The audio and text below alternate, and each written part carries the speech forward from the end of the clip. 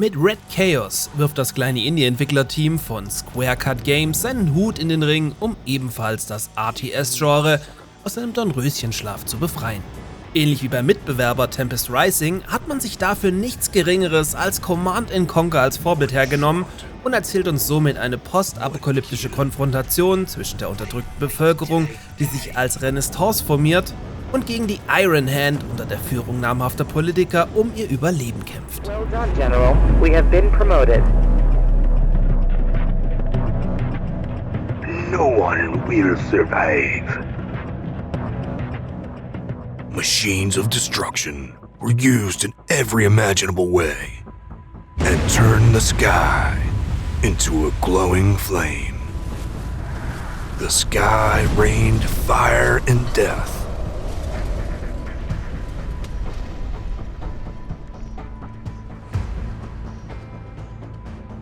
The number of people killed was more than in the ugliest nightmare.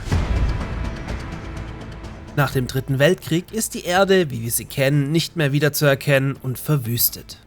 Nur ein kleiner Fleck, der fortan unbefleckter Garten genannt werden wird, ist von der nuklearen Verseuchung und Zerstörung verschont geblieben. Als den Kriegsparteien klar wird, dass deren Ende kurz bevorsteht, einigt man sich auf einen Waffenstillstand und errichtet in diesem Gebiet eine Art gemeinsame neue Weltregierung. Doch immer mehr Flüchtlinge strömen in diesen kleinen letzten Neuanfang der Menschheit, der fortan von den Iron Hand verwaltet wird. Durch Korruption und Unterdrückung der Zivilbevölkerung im Allgemeinen klafft die Schere zwischen Arm und Reich immer weiter auseinander, was wiederum zu neuen Ausschreitungen führt. Ehemalige Generäle, Soldaten und andere rebellische Bürger formieren sich daher unter dem Banner der Renaissance neu und beginnen somit einen erneuten Krieg gegen das Establishment der Iron Hand. With whatever they had, they organized a tactical army in order to stop the oppression. They call themselves the Resistance.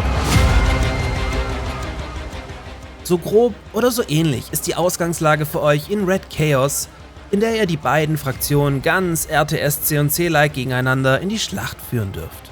Das Spiel möchte euch dabei eine spannende Kampagne erzählen, legt aber seinen Fokus auf knallharte RTS-Schlachten mit bis zu 6 Spielern im Multiplayer. Red Chaos möchte euch somit zur Land und zur Luft schnelle RTS-Matchups bieten und vor allem Fans der alten Command & Conquer-Spiele abholen. Bereits 5 Jahre Entwicklung sind vom kleinen 3-Mann-Studio bei Square Cut Games in das Spiel geflossen, welches je nach Arbeitsschritt zeitweise auf 30 Mann erweitert wurde. Aber ob der Titel in irgendeiner Form Land gegen das größere Tempest Rising sehen kann, welches wohl auch vorher erscheinen wird, ist aufgrund des vorliegenden Materials noch nicht beurteilbar. Es wird sich aber diesen nicht ganz fairen Vergleich durchaus stellen müssen, da die Spiele nicht nur auf den ersten Blick zu sehr ähnlich erscheinen. In den kommenden Wochen möchte man daher die Spielerschaft mit einer Demo von der eigenen Vision überzeugen. Einen Starttermin für den Early Access auf Steam gibt es aber noch nicht.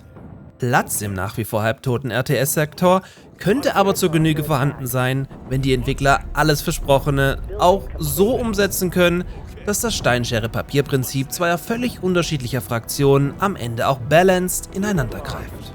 Aber man hört die vielen Konjunktive sicherlich schon raus, weswegen ich selbst auch noch etwas hin und her gerissen bin. Als RTS-Fan ein Auge drauf zu werfen und zu wissen, dass es in naher Zukunft durchaus noch eine weitere Alternative auf dem Markt geben wird, kann aber sicherlich nicht schaden.